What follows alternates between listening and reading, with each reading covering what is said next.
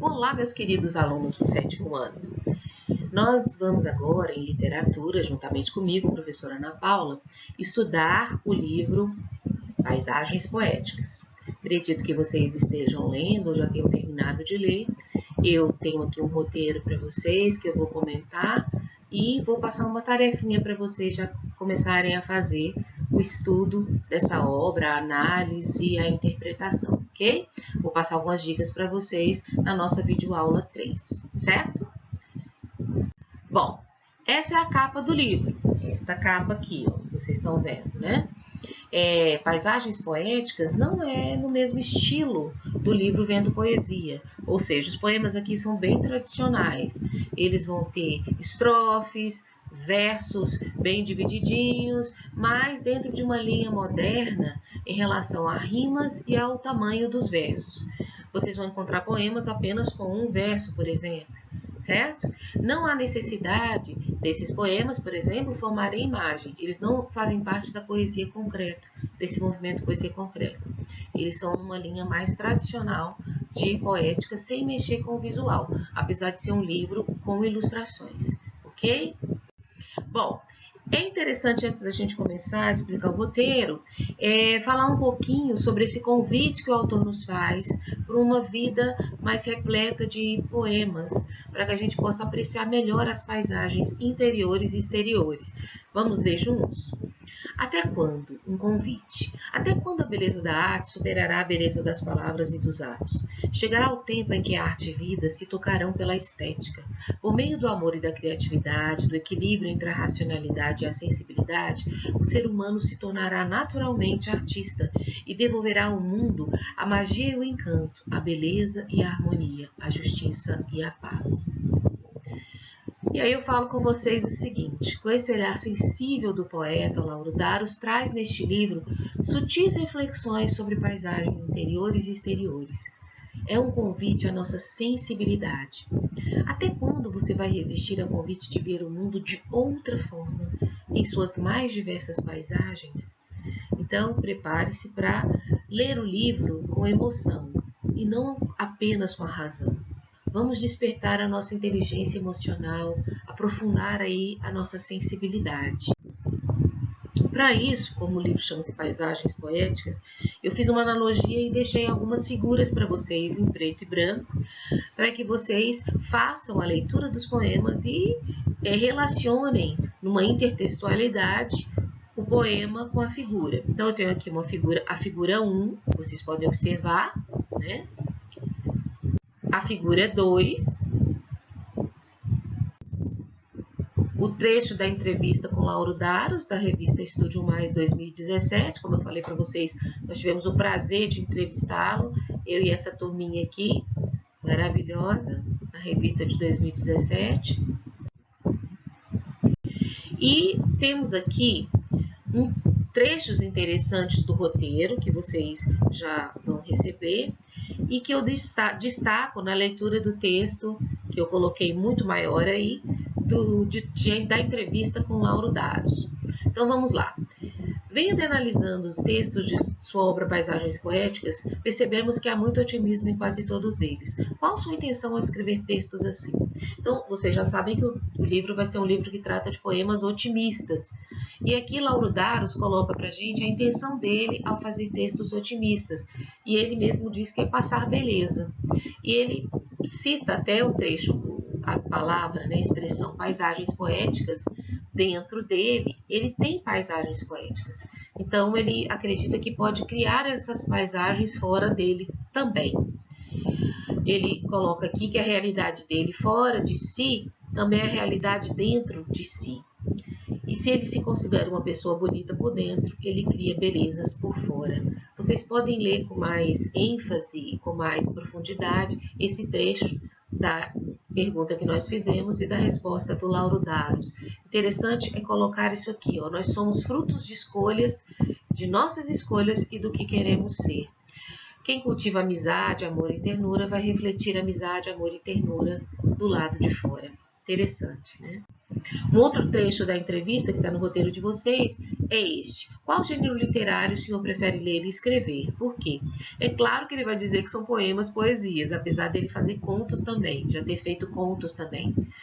Ele coloca aí os poemas como textos curtos, condensados e lapidados, e que no poema ele pode se colocar inteiramente. Ele pode transmitir às pessoas a vida, pérolas, paisagens bonitas interiores.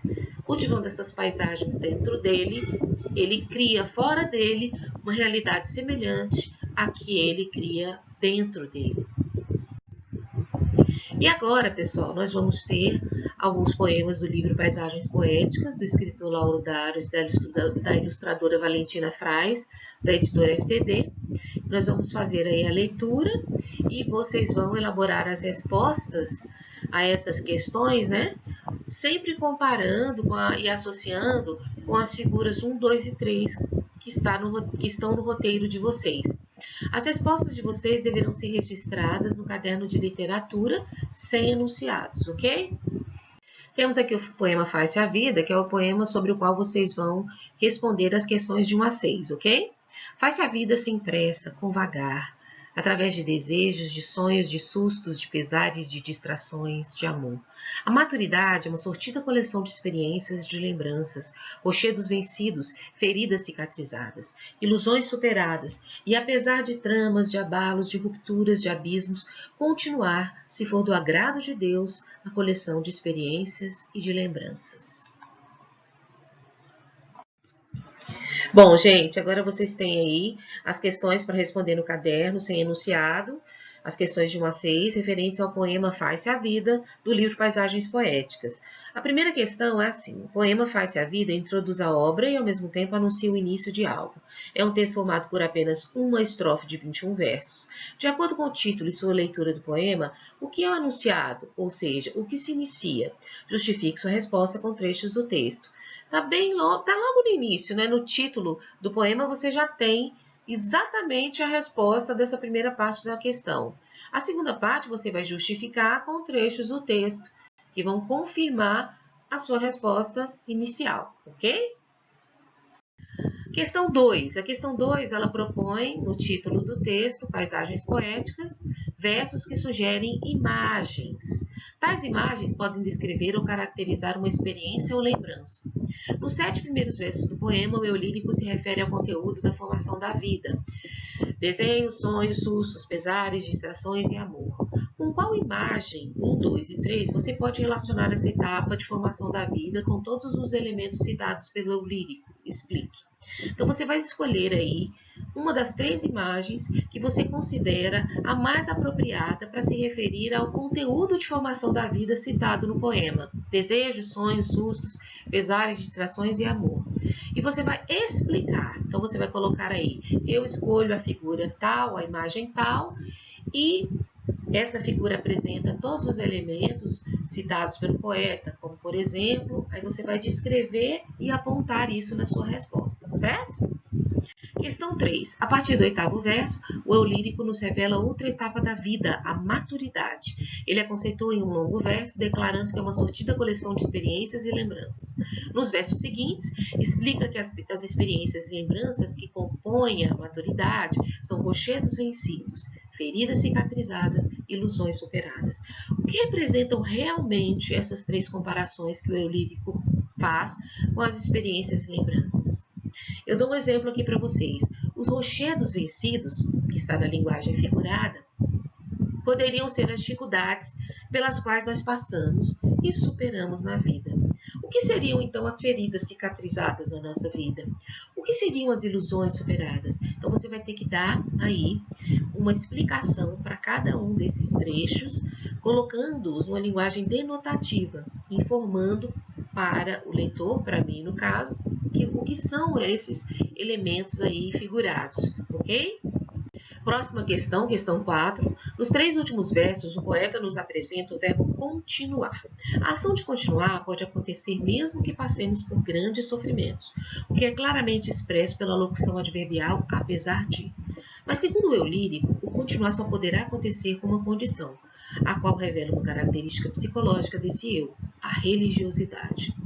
Transcreva o verso que confirma essa condição. Então, tem um versinho aí, vocês vão achar uma condição. Inclusive, ele começa com um elemento que é um elemento condicional. É uma conjunção que revela condição. Fácil, é só transcrever, ok?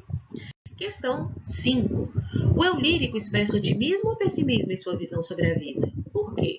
Bom, isso aí já está até mesmo no comentário do próprio autor na sua entrevista, né?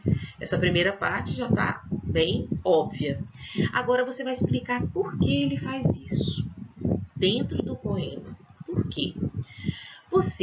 Como você se considera, na questão 6 aí, como você se considera diante da vida e do processo que ela representa? Otimista ou pessimista? Por quê? Para quem tem dúvida dos conceitos otimista e pessimista, otimista é aquele que vê a vida sempre do lado de otimização, do lado ótimo, do lado positivo, coisas boas. E o pessimista, péssimo, vem de péssimo, é aquele que enxerga a vida só do lado ruim, só do lado negativo, certo? Só as coisas tristes. É aquela pessoa que não vê nada positivo nas coisas, ok? Em que lado você está? Do lado otimista ou do lado pessimista para se considerar diante da vida e do processo que a vida representa? Essa questão é uma questão pessoal, mas precisa ser justificada. Para a próxima aula, pessoal, vocês vão ler o roteiro com muita atenção, grifar as informações importantes, ler o enunciado das questões que eu acabei de explicar para vocês e responder a elas com bastante atenção e emoção. Você, nesta aula, irá responder as questões de 1 a 6, como eu falei para vocês, e elas serão corrigidas na nossa próxima videoaula. E eu deixo para vocês aqui um grande abraço e até a videoaula 4, ok? Um abração!